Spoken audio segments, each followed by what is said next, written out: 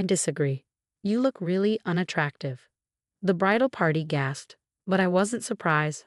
I'd gotten used to Maria's comments. She tried to backtrack quickly. Oh, darling, I just mean you could look better. And I see a bit of myself in Jenny. She's a bright young woman.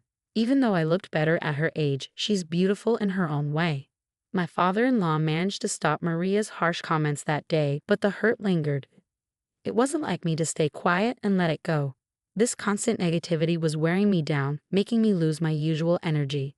Fast forward 3 years to today. We were at Hugo's parents' house for dinner, including Jack, so it seemed important. She wanted to share something with us, and I suspected it wasn't just a random dinner plan. Turns out, I was right.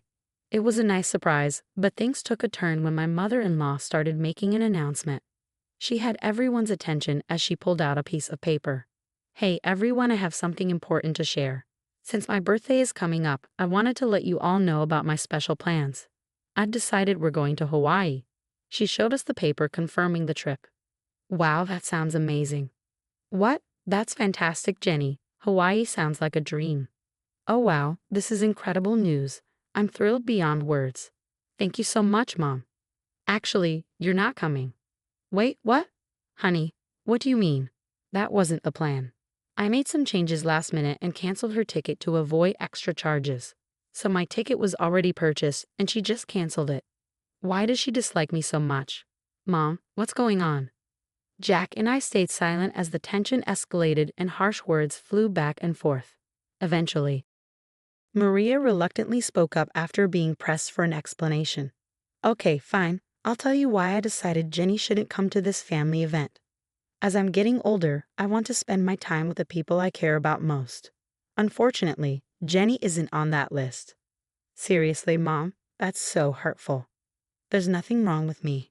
Don't disrespect me. I'm just saying, well, Jenny isn't technically family since she's not related by blood. By that logic, Jack shouldn't go either, right? He's not technically family, as you're saying. But we all know that's ridiculous. He's part of the family.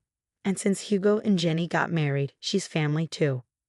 Well, Jack is different. He's our precious angel. He's always been here, but Jenny hasn't. That's why I'm not comfortable with her coming on the trip. It's my birthday, so I get to decide. Come on, Jenny, we're leaving now. No. When I firmly said no, it grabbed everyone's attention, including Maria's, who had been trying to hide a smile. But when I spoke up, her smile vanished. Maria, you've made it obvious from the start that you don't like me. I've put up with your behavior for 3 years. Do you really think we don't notice how you act? You're a narcissist.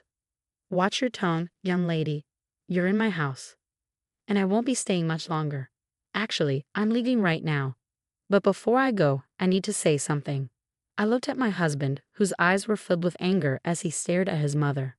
Sweetheart, I love you more than anything, and I've tried to make this work for so long.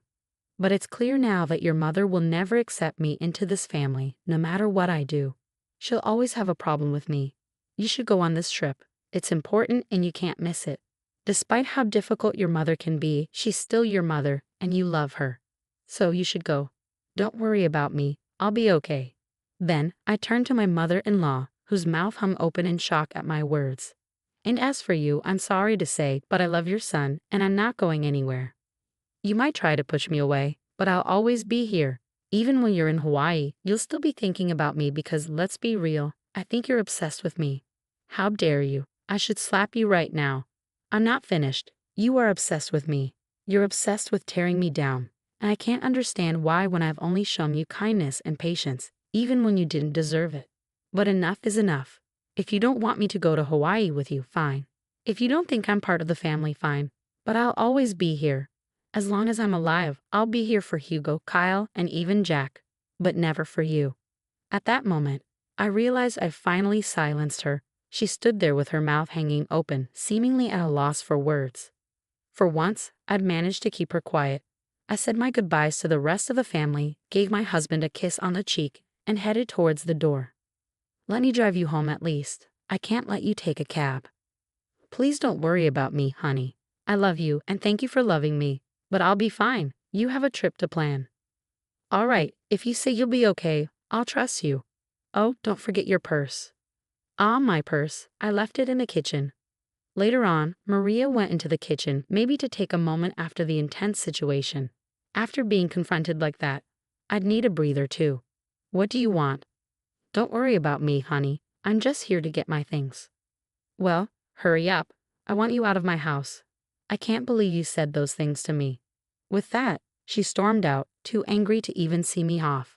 I rolled my eyes at her dramatics and reached for my purse. Next to it, I noticed a piece of paper with Maria's handwriting. I assumed it was the trip itinerary, feeling a bit bitter about not going. Curiosity got the better of me, so I grabbed it and started reading. Dear Jack, you've always been like a son to me, and I love you dearly. Oh, it's a letter to Jack. That's a bit unexpected, but I suppose it's nice. As I continued reading, my curiosity got the best of me. The love and care you've shown me over the years will never be forgotten. I hate to admit it, but even when it comes to my son Hugo, I feel like the love we once shared is fading. Wait, what? She loves Jack more than Hugo? That doesn't make sense. As I continued to read the letter, each line shocked me more than the last. I couldn't believe what I was seeing. There was so much to process, and although it wasn't right for me to read the letter, I'm grateful I did. After finishing it, I paced in the kitchen, trying to figure out what to do. Then it hit me. Everyone who needed to know about this letter was in the other room. It was time to act. I read the letter again to confirm I had seen. Yep, it was the same shocking content. I walked back into the dining room, where only 3 pairs of eyes met mine. Jenny, I'm so sorry for what Maria is putting you through. Don't worry, you're coming to Hawaii with us. She's just going through a rough patch, but I'll talk to her and make her change her mind. I don't know what's gotten into her lately, but I'll fix it, Kyle said. Kyle, please don't worry about me. I'm fine. Actually, I found something interesting that I need to share with everyone, especially Hugo. Hugo and Jack looked concerned. Hugo might have thought I was about to ask for a divorce. Whenever I complained about his mother, he'd agree and wonder how I put up with it. I always told him it was because I loved him too much to leave and that I'd go through anything for him. I noticed Maria wasn't here. Where is she? She needs to be part of this too. I mentioned earlier she seemed a bit off after your confrontation. She said she got a headache and wanted to rest upstairs. She won't be down for a while. You know how she is about her beauty sleep. I sighed, irritated by Maria's habits that inconvenience others. This is really important. She needs to be here. It's okay, Jenny. You can tell us, and we'll let her know when she wakes up. I hesitated, wanting Maria to hear this too. I think you should just tell us, honey. It's okay, and you know Hugo struggles with anxiety. It's not good to keep him waiting. That was true. Hugo's anxiety was noticeable, and I didn't want to add to it. Okay, fine. I'll show you what I found when I was in the kitchen getting ready to leave. It's something important that you all need to know about. I pulled out the paper and began to read. It says, Dearest Jack, you've always been like a son to me, and I love you dearly. The love and care you've shown me won't be forgotten. But even when it comes to my son Hugo, I feel like our love isn't the same. What? What does this mean? As I continued reading, the words sent shockwaves through the room. Hugo, things between us just aren't the same anymore. And I think it's because of Jenny. Since he married her, he's drifted away from me. He doesn't love me anymore. And so I don't think I love him either. But you're my son, and I love you. I've decided to update my will so that you inherit everything, not Hugo. I know it might hurt him, but I don't care anymore. That Jenny girl is to blame. She's poisoned my feelings for him. I hope you understand. I didn't want to tell you in person because I couldn't bear to see the rejection on your face. I know you love Hugo like a brother, and you might not approve, but I don't care. Everything, the money, the house, the cars, even my businesses, they're all yours. If you want to talk about it more, call me. I love you forever, your second mom. When I finished reading, the room was filled with a mix of emotions. Kyle looked like he might cry, Jack was stunned, but Hugo looked furious, like he was ready to explode. I can't believe she said all that. Is she serious? She cut me out of her will just because of Jenny? She's gone mad. I'm speechless. This is too much. I'm done with her toxic behavior. What do we do now? In that moment, an idea struck me. 1 week passed, and it was time for the planned Hawaii trip. Maria woke up to find a note from her husband on her bedside table. Good morning, beautiful. We decided to let you sleep in a bit longer. Don't worry, your bags are all packed. Just meet us at the airport. Maria quickly got ready and headed to the airport, searching anxiously for her family members. She tried calling them, but nobody picked up. Assuming they were already on the plane, she hurriedly boarded her flight, hoping to meet them in Hawaii. She endured the 12-hour flight, and once she landed, Maria video called Kyle. "Hello. Kyle, where are you guys? I woke up late and saw your note, which was cute if I hadn't slept in. I got to the airport and tried calling, but no one answered. I assumed you had already boarded. But now we're in Hawaii. How exciting. Where are you? Let's meet up and start the fun." "That won't be happening, Maria." "What do you mean? Where are you?" "I'm at home." "What?" "I'm at home. We're all at home. Say hi, everyone." Kyle showed Maria on his phone that they were all sitting at the dining table where they received the upsetting news a week ago. "What do you mean? Why are you at home?" "You see, Maria, Jenny shared some eye-opening information with us last week. Since then, we decided we'd rather spend our time in Florida with her than anywhere else with you." Maria gasped. "You think I wouldn't find out?" "Find out what, dear?" "Oh, don't try to sweet-talk me. You were really planning to cut me out of the will, Mom." Hi, how did you even find out about that?" "That girl you despise, Jenny, found your letter in the kitchen." "I don't know what you're talking about. Maria, lying won't help." "Jack, you have to believe me. I didn't do anything like that." "We all read the letter, Maria. It's over." But, I didn't do anything. Jenny is lying." "Oh, really? You're so pathetic, it's nauseating. We all know the truth. Thank goodness I found that letter."